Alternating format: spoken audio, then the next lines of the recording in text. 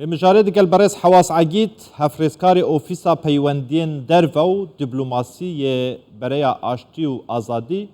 جه لوبيك يا ألمانيا قلتو بيش ديكن كو يك جه مجارين هري جرينجن ايرو ده قادة سياستا نيف دولتي دا تايبت ده قادة سياستا تركيا و سوريا دا قلتو بيجن اف چندين سالن زيكي 11 سال 12 سالانه تركيا دجي حکومت سوریه چما دوی دمیدا ایتر ترکیه هوا دادت پیوندین خواهد دیگل رژیم سوریه تایبت بشار اسدی آسایی بکتن و مجاری دیگل برس حواس اگید گوتو بیش دیکن برس حواس ایوار باش دست بکت خوازم نرین آتا بزان بم لسر آسایی کنا پیوندین دنافبرا شام و انقره دا دوی دمیدا یعنی وی هیچ انجامک هبیتن جبو هر دو آلیان یان تنه پروپاگنده سلاگورس بگمان اول سرده است صدمه چمالدی وقتی ده بگمانم ده یعنی بلکی وقت تشتین حتی ترکیه و یعنی حکومت ترکیه اشکره کرنه و زلال کرنه جبری نهاجی تکلین وای سیخوری نهات نبرین لی تکلی وقت تین سر آست سیاسی گریدان ده آستک جه ایرو ترکیه البریوه النیوه و سالا نهده الهلبجارتنا و مثلا الهلبجارتنا ترکیه وک وڵاتێکی پارتیین کۆمەک پارتیین ئۆپۆزیۆن هەندێوێدا پارتیا دەستهلات خوازێ وا کاغەتێن دەستێ ئۆپۆزیۆنێدا کارتێنن مەسەلا ڕەوشا سووری و گریزا سووریدا خوازێ وا کاغەتە دەستوێ بکشینێ ئەوژی سێ تشتێ سەرەکەنە باوەریەمدا یەکژێ مەسەلا پەنابەرێن سووری ئێل هەندێ ترکیێنە دەڤەرێن ئیرۆ ترکیە هەندێوێدا جیێ خۆت گرن و دەڤەرێن نفوذ تركيا نابلت تكرن وهابونا خلق سوري الهندريويدا هروها مثلا سينور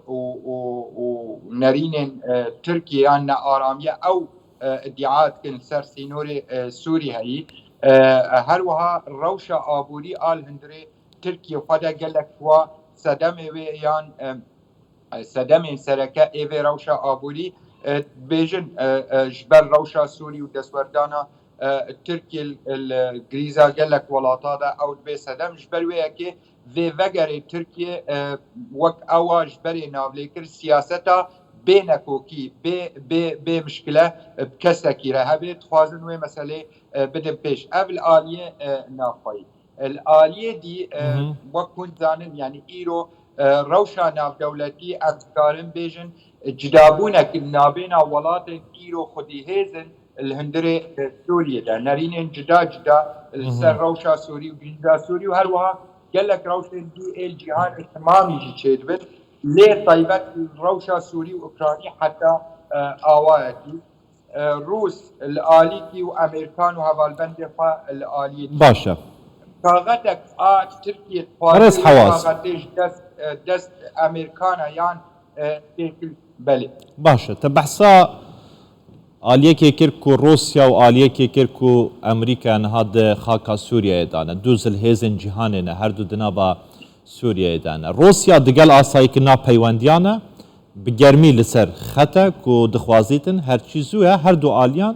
یعنی بگهین تهوو ریکفتن دنا براوان داب که لی امریکا بفرمی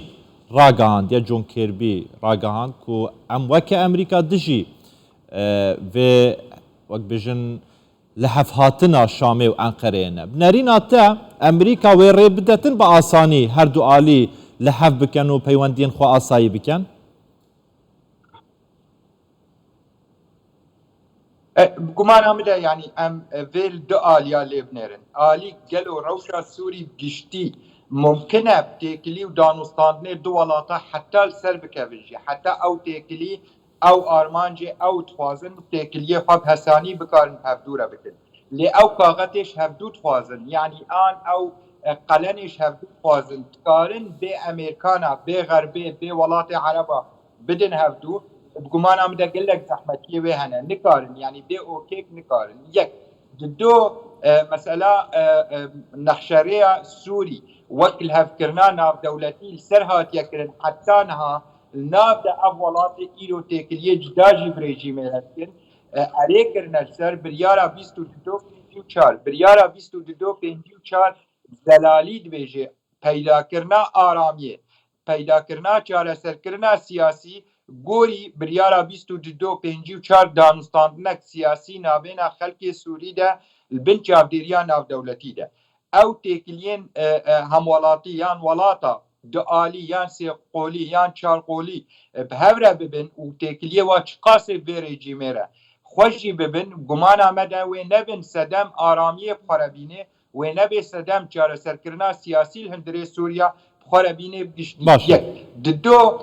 ئەو وڵاتên cenabê te keremkirî Amerîkana deverek heye nüfuzê Amerîkanane gelo ev welatê dî bê Amerîkana dikarin desthilata rejîmê vegerînin vê deverê nemumkin e desthilat heta Amerîkî bê limpa kes pê bixê bê erêv bê bê şirîk bê nemumkin e bikarê vegerê va devera rengê xwe باشه برس حواس yani بلا پرسا داویه بیتن هر کس مرق دکه نها روشاوای کردستانه لجیهانه yani Kurd شویکی که کردستانی مرق دکن دبیجن اگر بیتونو پیوندین شامه و انقره باش ببن و چاره نویس کردان yani بکودا بچه امریکا و پارێزەرê کردان به و نافچین کردان بپارێزه یان جی وەکە 2018 و 19 li pêş çavên cîhana derve komelgeha cîhanî Kurdan topbaran bikin û mûşekbaran bike ew jî lê temaşa dikin.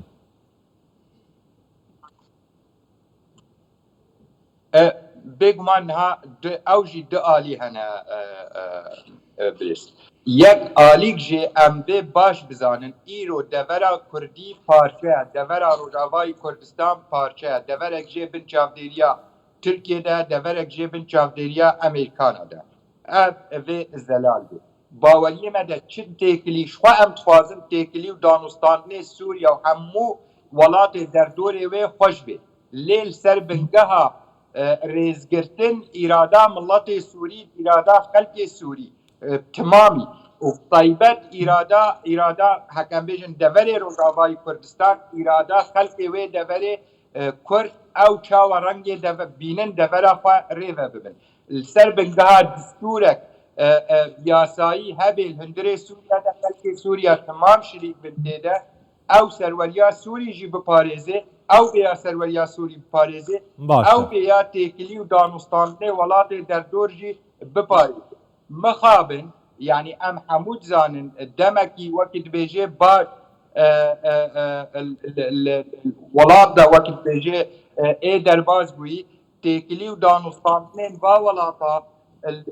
li ser mesela kaxeta Kurdî mixabin tim û tim yek sebebê astangiyê pêşê باشه هین وەکە لایەنên berpirs li Sûriyayê di nava muarızeya Sûriyeyê de peywendê we digel Emerîkayê gelek baş in we hîç gerentiyek ji Emerîka wergirtiye ku Kurdan biparêze yan bijin Rojavayê Kurdistanê ew azadî û ew karê ku li nihal Rojavayê Kurdistanê têkirin yani Rojavayê Kurdistanê biparêze careka din Rojavayê Kurdistanê nekeve bin rehma top û teyarên Türkiye'ye be yan rejima Sûriye'ye bîtin